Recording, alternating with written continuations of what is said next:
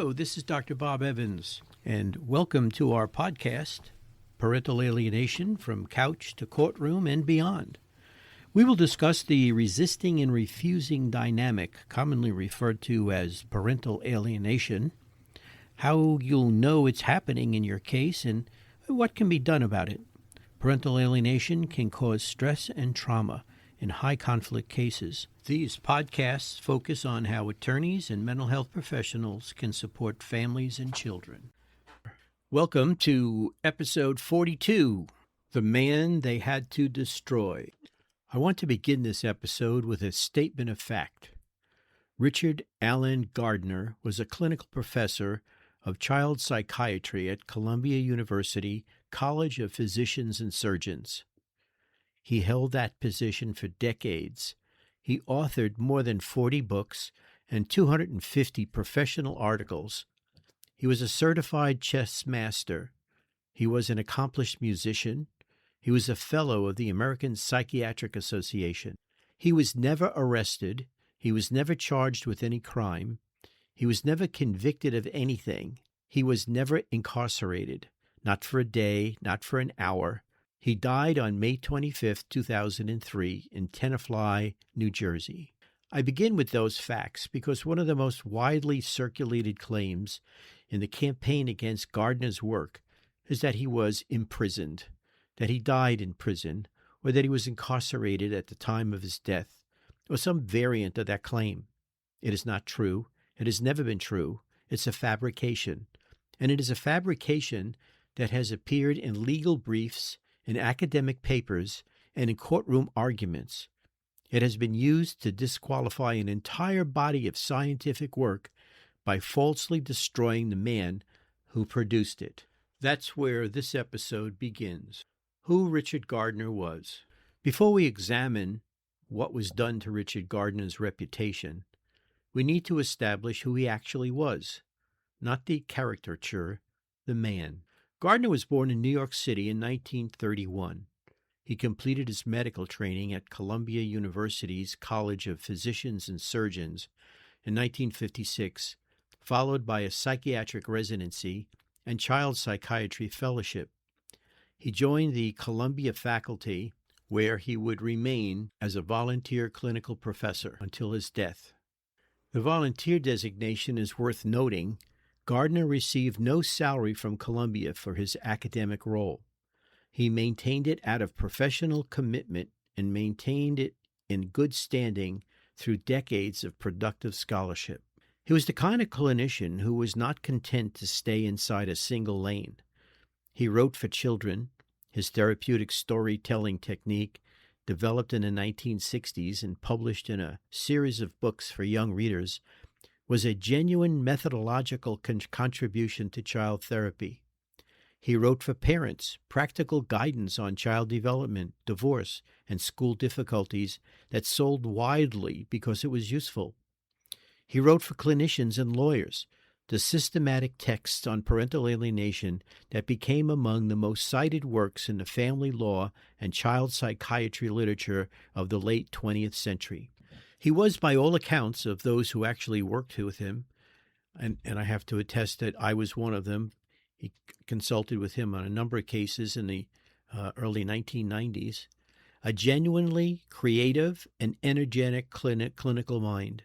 He was also, by his own account and by those of his family, a difficult man in certain respects, opinionated, impatient with what he viewed as intellectual cowardice or bureaucratic timidity, and he was disinclined to soften his professional positions in the service of institutional acceptance. He did not write like a committee. He wrote like a clinician who had seen things and felt a professional obligation to report them with precision. He was not, in other words, a crank. He was not a fringe figure operating outside the mainstream. He held a position at one of the most prestigious medical schools in the United States. He published through peer review and through established academic and professional presses. He testified as an expert in family law cases across the country. His work was engaged, sometimes critically, but engaged, in the professional literature. He first used the term parental alienation syndrome in a 1985 article in the Academy Forum, the publication of the American Academy of Psychoanalysis. He had been observing the phenomenon in his clinical practice for years, the pattern of a child being systematically turned against a fit parent during custody litigation. He named it, described its primary behavioral features, and he began the process of building the clinical taxonomy that previous episodes have drawn on extensively.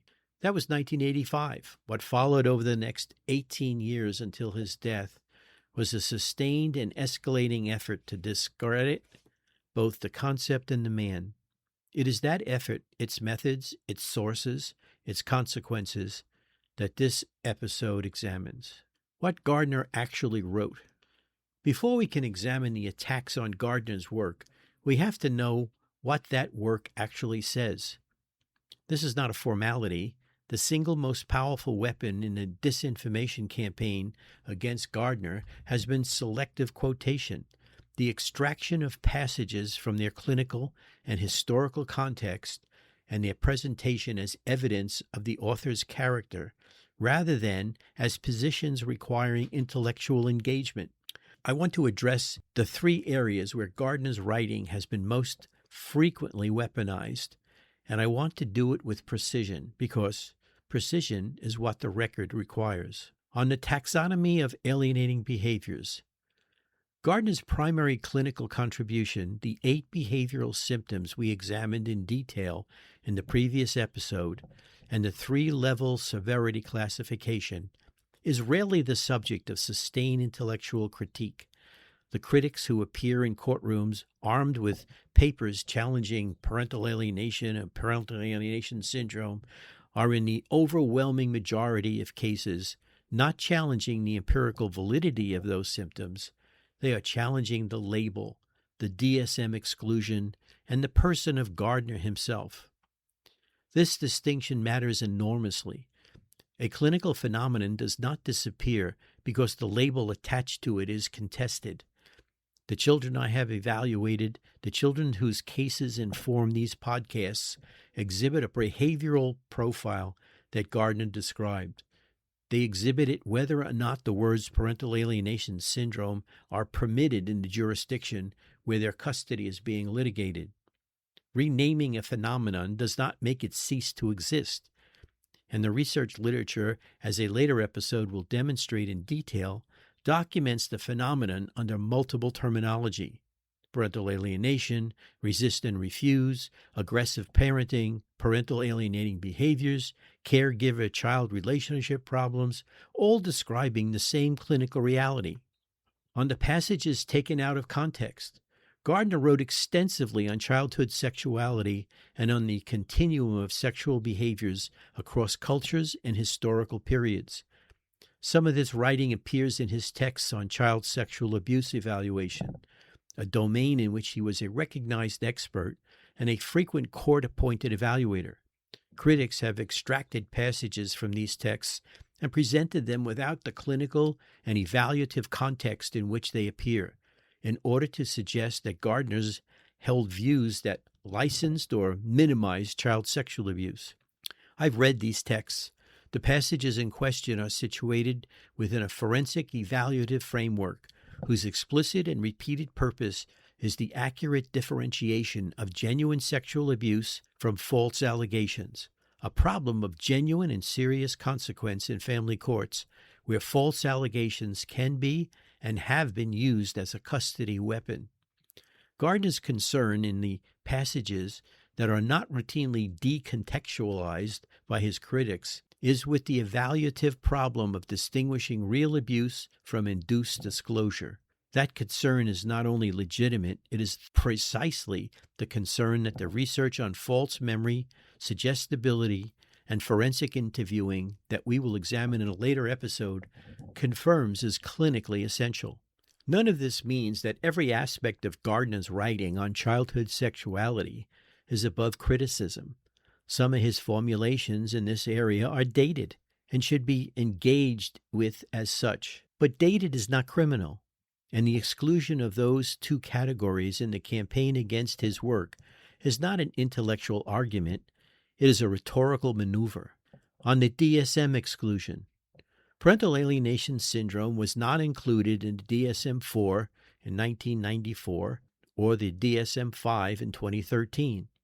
This exclusion is routinely cited by opponents of PA evidence in courtroom as definitive proof that the syndrome does not exist or is not scientifically valid. This argument rests on the fundamental misunderstanding of what the DSM inclusion represents. The Diagnostic and Statistical Manual is a diagnostic manual produced by a professional organization, the American Psychiatric Association. Its contents are the product of committee deliberation, which reflects clinical evidence, but also reflects institutional politics, resolute resource allocation, and the composition of the relevant work groups. The DSM exclusion has never been, in the history of psychiatry, a reliable proxy of scientific invalidity. Post-traumatic stress disorder was not in the DSM until 1989. The DSM-3, the clinical reality of trauma responses in combat veterans, rape survivors, and disaster victims, did not begin in 1980. It was recognized by the clinical literature and ultimately by the public health consequences of ignoring it before it was recognized by the manual. Homosexuality was in the DSM until 1973. Its removal was driven primarily by political and social pressure, not by new clinical research. The DSM is a useful tool. It is not the arbiter of what's real. William Burnett, at Vanderbilt University forensic psychiatrist and one of the foremost contemporary researchers in parental alienation, led a formal effort to include parental alienation in the DSM-5. The proposal was rejected, but the grounds of the rejection were procedural and political, not empirical. The DSM-5 committee cited insufficient research, a position that is difficult to sustain today given the publication in 2020, the book called Parental Alienation, Science and the Law by Dr. Lorenzos and Dr. Burnett, and their comprehensive volume along with the peer-reviewed literature it synthesizes. The DSM does not define reality, it defines consensus. And consensus, as the history of science documents with painful regularity, lags behind reality by years, decades, and sometimes longer. The anatomy of a disinformation campaign. The smear campaign against Richard Gardner is not a matter of interpretation. It is a matter of traceable record. Specific claims, specific sources, specific propaganda pathways. This segment traces that record. The false incarceration claim. I stated at the outset of this episode that Gardner never was arrested, never charged, never convicted, and never incarcerated. I want to be direct. The claim that he died in prison or was imprisoned at any point in his life is false. It is not a matter of disputed interpretation. It's a factual error, or where it appears in the work of people who should know better, a deliberate falsehood. Gardner died at home in Tenafly, New Jersey on May 25, 2003. His death was reported in the New York Times, in the Journal of the American Academy of Psychiatry and the Law, and in Professional Communications from Columbia University. The historical record is unambiguous. The origin of the incarceration claim is traceable to advocacy literature produced by organizations opposed to the use of parental alienation evidence in family courts, organizations whose explicit mission include the elimination of parental alienation as a recognizable and credible claim. The claim migrated from advocacy documents into secondary sources, and from secondary sources into legal briefs, and in some instances into academic papers that cited secondary sources without verifying primary sources. This is not how scholarship works, it's how propaganda works. When a claim that is factually false is repeated in court filings to discredit a body of scientific work, it is not merely an error, it's an obstruction of a child's access to the best available science. The children in whose courtrooms paid, and in some jurisdictions continue to pay, for that obstruction. The ad hominem architecture. In an earlier episode, I described the rhetorical tactics used against inconvenient science, such as ad hominem attacks, appeals to manufactured consensus, and the junk science label deployed to trigger evidentiary exclusion. Gardner's case is the paradigm case. Let me be precise about how each tactic has been deployed. The ad hominem strategy in the Gardner case has operated on two levels. The first, which I've already addressed, is the fabrication or distortion of biographical facts, the incarceration claim. The characterization of his writing on childhood sexuality as evidence of personal deviance rather than as forensic evaluative work requiring contextual reading. The goal of these claims is not to engage with the data Gardner produced. The goal is to make the data radioactive by contaminating its source. The second level is the systematic characterization of Gardner as a fringe figure, a controversial figure, someone outside the mainstream of clinical science.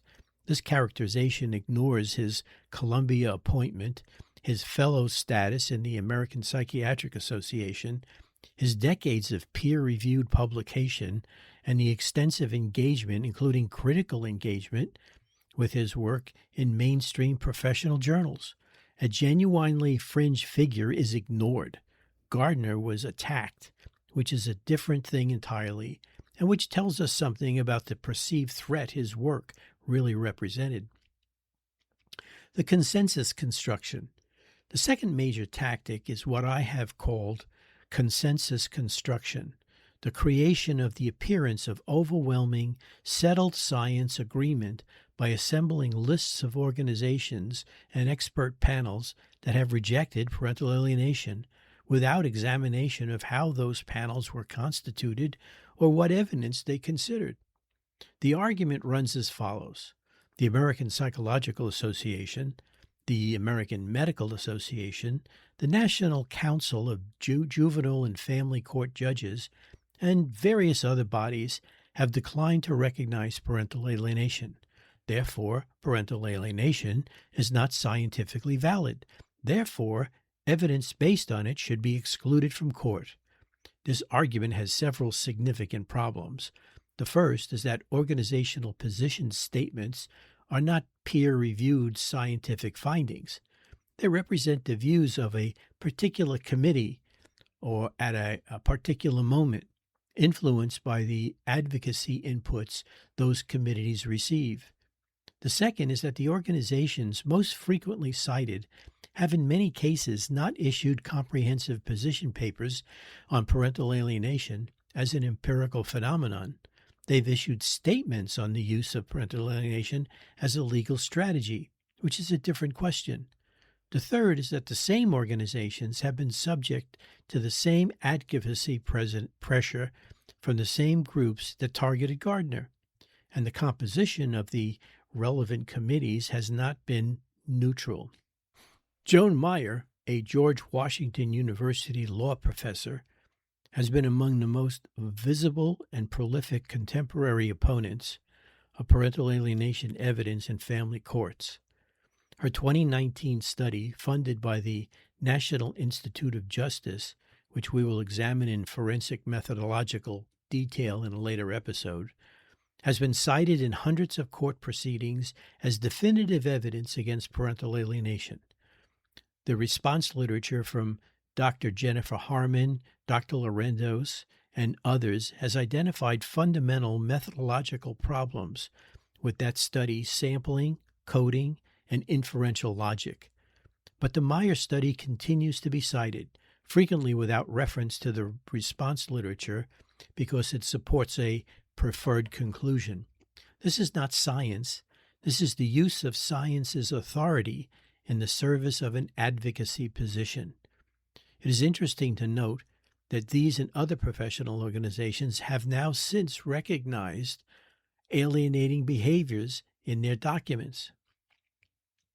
The junk science strategy.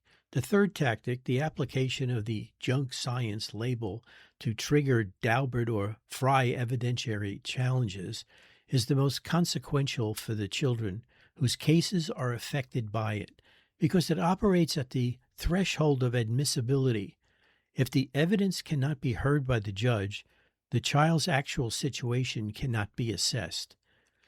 The Daubert standard, established by the U.S. Supreme Court in Daubert versus Merrill Dow Pharmaceuticals in 1993, governs the admissibility of expert testimony in federal courts and many state courts.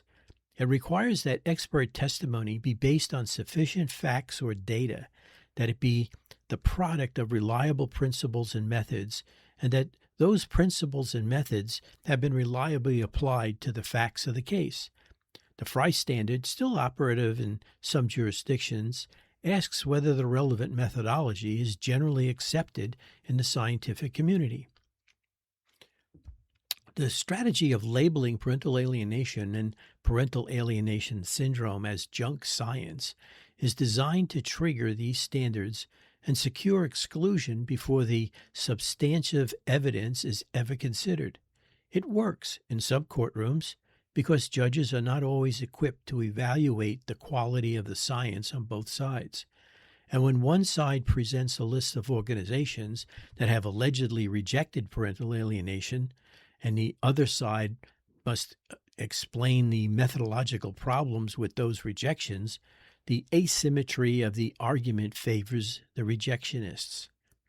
But the Daubert standard applied to the actual scientific literature on parental alienation, applied rigorously, by a court that examines the peer-reviewed evidence rather than organizational position statements, does not support exclusion.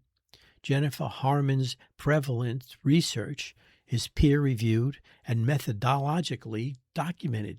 Amy Baker's survivor research is peer-reviewed. The Lorendos and Burnett volume synthesizes hundreds of peer-reviewed studies. The ICD-11 has encoded the relevant clinical category. The phenomenon meets Daubert. The strategy of claiming otherwise is a litigation tactic, not a scientific position.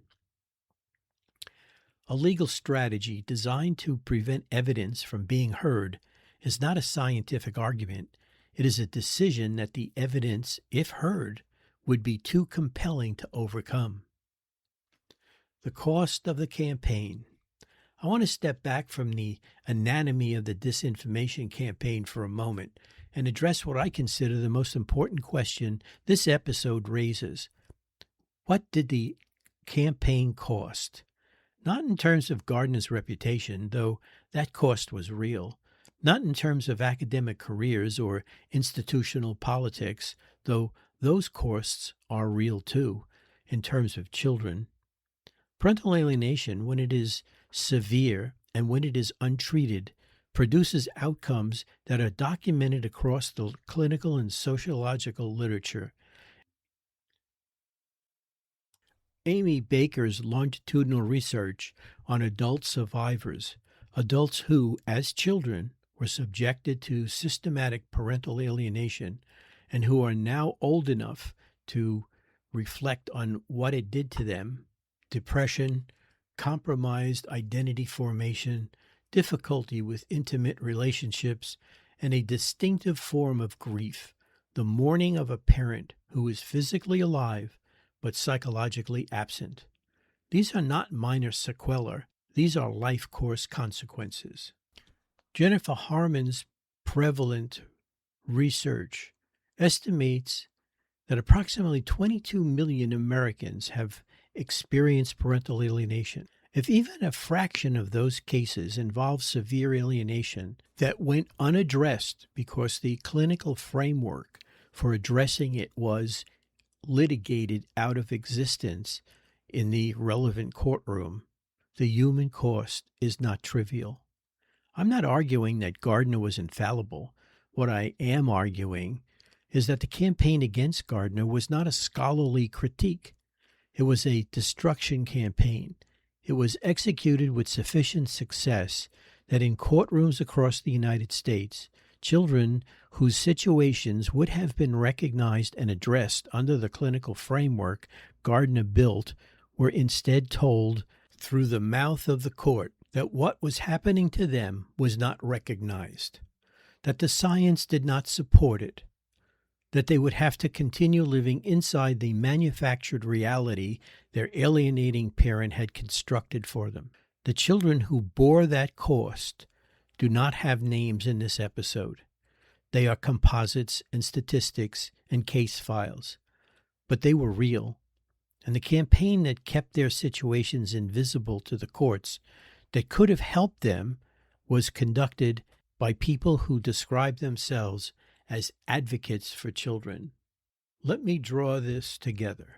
Richard Gardner was a clinician of genuine achievement who named and systematized a phenomenon that practitioners had been observing without a framework for years. He was attacked through fabricated biographical claims, decontextualized quotations, and manufactured consensus and evidentiary exclusion strategies, not primarily because his taxonomy was empirically wrong, but because the institutional and the ideological forces arrayed against him found it politically inconvenient. The primary claim against him, that he was imprisoned, that he was a criminal, is false.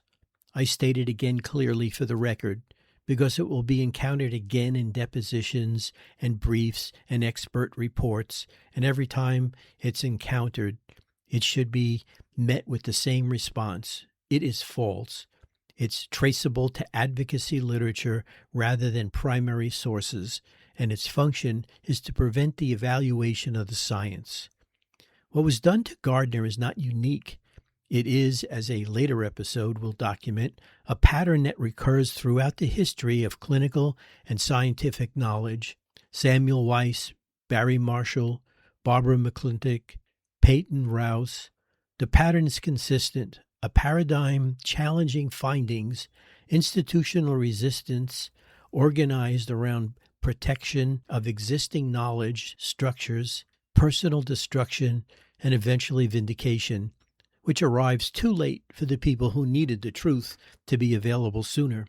Gardner did not live to see vindication. He died in 2003 at a moment when the campaign against his work was by measures succeeding, when parental alienation and parental alienation syndrome had been excluded from the DSM, when organizational position statements were accumulating against it, when the junk science label was finding purchase in courtrooms. He did not live to see the ICD-11 encoding, the Lorendos and Burnett volume, the Harmon prevalent research, the growing international legal recognition. But the children he tried to protect, the children whose situations his taxonomy was built to name and address, are still in those courtrooms. The work is unfinished, and the obligation to carry it forward with rigor and with honesty about what the record shows belongs to every clinician and every jurist who takes seriously the mandate to serve the best interest of the child. What is striking when you examine the historical record of the campaign against Gardner is not the sophistication of the arguments marshaled against him. It's the absence of engagement with the data. The critics who have been most visible and most effective in suppressing parental alienation are not, for the most part, the critics who have grappled most seriously with the clinical taxonomy, the theoretical architecture, and the empirical literature. They are the critics who recognize that it was more efficient to destroy the messenger than to answer the message. In the next episode, we're going to turn to the broader pattern. We will examine Samuel Weiss, who demonstrated in 1847 that physicians who washed their hands before delivering babies could prevent infections, and who died in an asylum before germ theory vindicated him. We will examine Barry Marshall, who drank a solution of bacteria in 1984 to prove that stomach ulcers were caused by bacteria rather than stress, and who waited 21 years for the Nobel Prize. We will examine Barbara McClintock, who discovered genetic transposition in corn in the 1940s and was ignored for 30 years before receiving the Nobel Prize in 1983. We'll examine Peyton Rouse, who proposed viral cancer causation in 1911 and received the Nobel Prize 55 years later at the age of 87. The pattern they share with Gardner's case is not coincidence. It is the recurring pathology of institutional knowledge, the mechanism by which paradigm-challenging findings are suppressed and by which the people who most need these findings to be recognized pay the cost of the suppression. The next episode is called The Heretics of Healing. Thank you. Thank you so much for joining us today. For more information on this topic, please visit www.drbobevans.com or www.naopas.com. We offer classes for both legal and mental health professionals to help educate them on the signs and strategies of parental alienation and how to move forward for a healthier environment for the children of divorce. Please visit www.naopas.com and sign up for our courses and use coupon code PODCAST for a 50% discount.